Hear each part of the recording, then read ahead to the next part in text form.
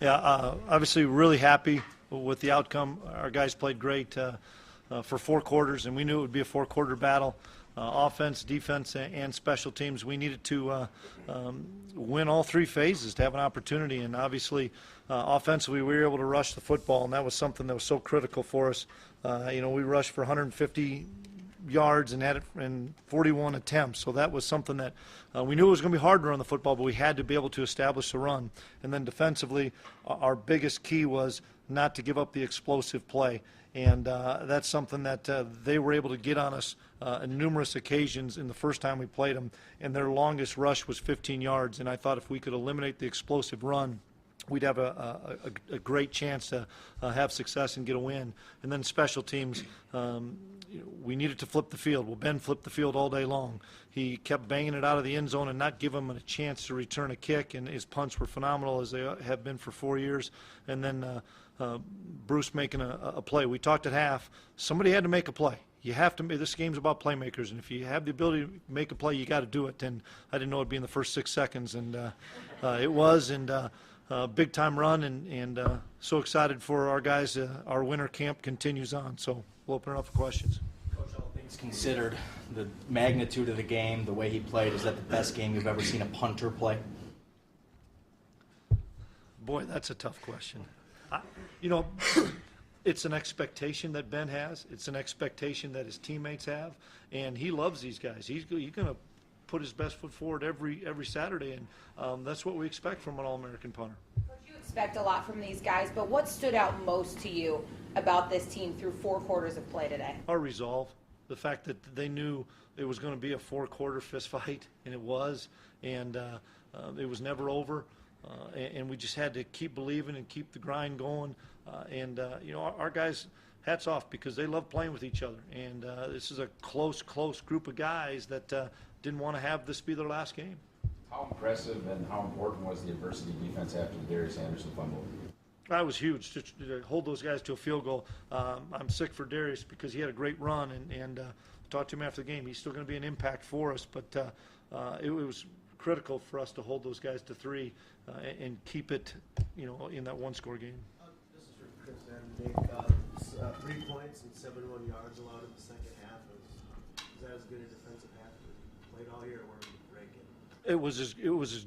Absolutely. It was as good a half of football, and I know we didn't put up a bunch of points, but we were able to hold on to the football in the second half and get off the field on defense. We said we needed to have our best 30 minutes of the season, and I thought we did, even though, you don't see that in points, but holding on to the football, as well as I thought our staff on defense did a phenomenal job with the game plan, and then you can give them the game plan, but these guys have to execute it, and they did it. Bruce, how'd you spend out of that on the kickoff return? Oh, I don't know. I'm still trying to gather that right now. But it was great blocking.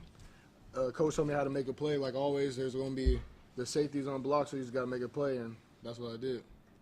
Talk about the tackling. I think in that first game, that's some big plays and some missed tackles. Just talk about how you feel the defense overall tackling.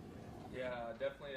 Our main focus for the game was to stop the run, and I think we did a good job. And we really focused on tackling. From the previous time we played, we left some plays out on the field, and we thought we just had to stop the run game and limit the big play. And I think we did a good job of it.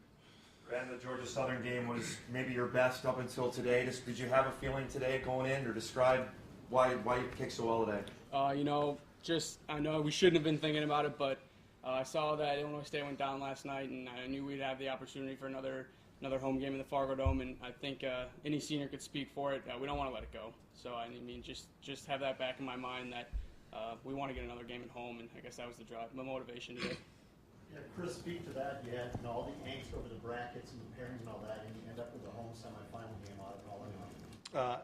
We didn't talk about what happened yesterday with Illinois State losing until after this game, but no question we're excited about giving our fans another opportunity to cheer these guys on. It's a great atmosphere. Our fans were a huge difference, just like they were last week against Montana. They had a tough time getting some of their plays off, and our fans, our hats off to them, because there was, I think, 3 or 4 times where they had illegal procedures and false starts just due to our fans. So it's great to be able to play at home one more time, especially with finals week. Did you notice the intensity of the crowd? I don't know if you noticed these things, but after that, the inadvertent whistle call, things seem to get ramped up a little bit. It really did. I agree. And I still don't know what happened on that, but no, our fans were in it after that and then stayed in it the entire 4 quarters. And inside those kicks you try to pin deep, they have a different spin on it or something? Do you do it different? Or? Yeah, for a punt where we're trying to pin him inside, I hold the ball vertically up and down, and then you kind of hit the bottom of it so it'll rotate like a kickoff versus hitting a spiral to come turnover. And it's just because when it hits the ground, it's supposed to bounce up or bounce backwards. So yeah, it's just you hold it vertically instead of horizontally. Show up on Mondays, it doesn't always bounce back. Talking about the safety of the get, you feel defensively you got to take it. You feel when Ben does something like that as a defense, you have to take advantage or use that field position edge when something like that happens. Yeah, I mean, absolutely. Anytime we can pin an offense that close to their own goal line, that's huge. I mean, we just build off of that, and I mean, obviously the crowd loves it. They get into it too, and we just try and hold them down there. You had a pretty good vantage point for that safety. What did you see from Brian on that play, and then what was the reaction like after you knew it was a safety? Yeah, he looked like he just shot through the gap. He always says no one's running through his gap, so he ran through there and just made a play, and just opened up for him. Chris, I just want to ask real quick. It seemed like the offense always got into that 35-yard range, and then things would kind of go awry, and then you had to make the decision between punting and field goal. How do you go about that? Well, I probably was greedy on the first one because I had Polisek yelling in my ear because we had it inside the 25, and then it just kept going backwards, and it was Tim and I probably screaming at each other, and then and he was more screaming at players and stuff, typical Tim stuff. And I said, we've got to try to get 3. I wanted somehow to get to 17 because the one score was worrying me, and I thought if we had a touchdown lead, our defense would play, more at ease, so to speak. But so we missed the first one, and I thought he had enough leg on that one, even though that was 54 yards. And then the next one, Ben punted it and got it down there. And then when we got the ball back at the 35, I said to Tim, do whatever you can. We're going to try to make a 50-yarder because this is a tough defense to run against. And I was just trying to get to 17, and it didn't work. We ended up getting to 21, but couldn't get to 17. 269 yards of total offense. You guys have put up way more than that to win a lot of football games this year. How indicative is that of how tough it was out there, that it was 269 to 221 of total offense? How hard was it to move the ball out there? How tough was this defense that you were facing? Well, the defense, credit to the defense. I mean, they came out ready to try to stop the run. We just, coach always tells us 1 more yard. When it's blocked for 3, get 5. When it's blocked for anything, and just keep going up front. Then later we're going to break out. And like King did, his longest was a 51-yarder. And that's our mentality going into the game, just keep pounding, then we're going to break one. Ben, I know it's your goal to stick those deep, but the feeling you get when you actually do, when you see that ball down on the 1-yard line, what's that like? It's unbelievable. Anytime I can help my defense out and put them in a good position to possibly score points as a safety, it's unbelievable. And credit to Coach Polisek, Fish, the long snapper. He was on point today. And then the coverage team, it was unbelievable. I think one time I told him, I was like, guys, if it's coming down in the air, catch it in the air. We have forgot to do that sometimes this year. And, I saw a bunch of young guys on that punt coverage team. You guys all saw them with me today grow up right in front of our eyes. There's a lot of young guys on that team, and they showed up today. So, I mean, I can put the ball where it is, but when it comes down to it, they got to make the play. What was it like, Ben, ESPN interview time for a punter?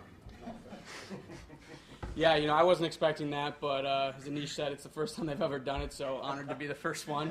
But I guess, it's just a credit to everybody around here, the importance we stress on special teams every day, the importance that we've stressed on special teams my whole career here. It's a game changer, we know that, and you saw it today. Coach, talk about the 90-yard drive, the one big drive put together. I mean, how were you able to do that, and how important was it at that juncture? Well, we thought we were getting some pretty good movement up front, and then, like Bruce said, just trying to churn out the extra yard here and there so we could keep moving the chains. You don't see very many games where one team has it for 54 and the other one only has it for 58. That's such a low play count for both teams. But the one big difference that I see in the statistics, we had it for 31 plus and they had it for 28. But in the first half, I looked at it and I didn't like where we were at. They had it for 18 and we had it for 12 at halftime. And in the second half, we flipped the script. I think Matt Ince told me we were only on the field for 9 plays in that third quarter, and we were fresh in the fourth. But when we were able to hold on to that and make the big drive, that was critical. And the other thing was holding those, even though they took it down, holding those guys to a field goal. We just told those guys, you can't let them get a touchdown. 21-13 I felt okay with because I still knew they had to get an awful lot with a 2-point play, and we could hold those guys to a field goal, and we did it. And even though they moved it down, our defense stiffened up. What did they do differently this week against Bailey? Last time out, he had over 100 yards in this one half. This time, 33 yards rushing the entire game. That's Nick. I mean, I think we just did a good job. We had a great game plan for him. We knew he was going to try and come in and run it a lot. And, just try to keep him in the pocket as much as we could and just limit the big play. That was really a huge focus this week. And, like their longest run was 15 yards. So, I mean, did a good job of that. Nick, you said earlier this week that a lot of his success in the first game was stuff that you guys could correct, missing your fits and whatnot. And you obviously did that. I'm wondering how good it feels to know that you can accomplish it and see the result when you do. I mean, yeah, there's no doubt he's a great player, and they have a really explosive offense. So, like whenever we can, have a great day like that and limit those plays, that's huge. What did you see from Easton on a day where maybe things weren't going as well offensively? Kept his poise, and I think he played a really good football game, and he ran hard when he needed to run hard. He was 13 for 17, no interceptions for 116 yards. He was pretty doggone efficient. First, this twice in a row now, returning on a kickoff for TD. Is more explosive, more confident last couple games? Yeah, I think it's confidence. I mean, I trust the guys up front like every week, but I just think I'm gaining more confidence with it, and I'm just able to hit it a lot faster and just be explosive with it. Chris, a lot of people are saying this was a national championship game. What do you think? It was a quarterfinal game. You've been here 5 years. You've been in the semifinals all 5 years. Your thoughts on that? Pretty remarkable, but hats off to our players and the coaches because it's really hard to do, and I know it's an expectation, and I wouldn't change that for anything. We want that high expectation, but you ask these guys, the grind that we put these guys through the winter, through the spring, through the summer, to the fall. I know it's an expectation for us to be here, but doggone it, it is hard. Ask Northern Iowa. It is hard to get to this, and this game could have gone either way. And I thought Bruce really made a big determining change in that game, and then we got a little momentum. But guys, it is unbelievably hard to do what we've done for 5 straight years. Can you talk about what this game is like? You and I, people have said just that they have so much respect for you guys. What's this game like every time you guys play? Go ahead, Ben. What's it like as a specialist? I mean, whenever you get a Missouri Valley team in the regular season or the postseason, you know that it's going to be a dogfight, and it always is. I mean, you go back to the past 4 or 5 years we've played Northern Iowa, whether it be a one-score game in the last second or a loss like we took there last year, it's always going to be a fight.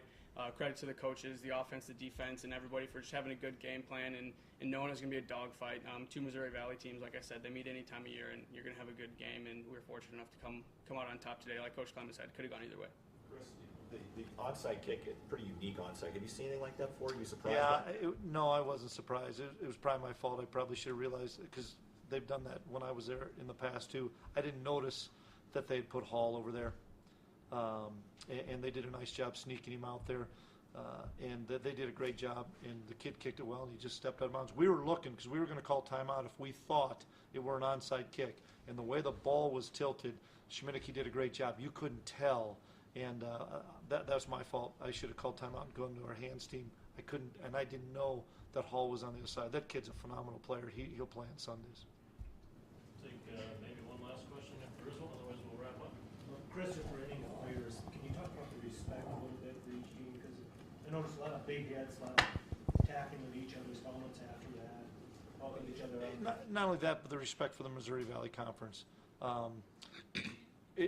Everybody knows it's going to be a hard-fought game. Everybody knows that everybody's going to give their all. And you're right. We battle them in recruiting. We battle them every year on the field. Everybody knows how physical a game it's going to be.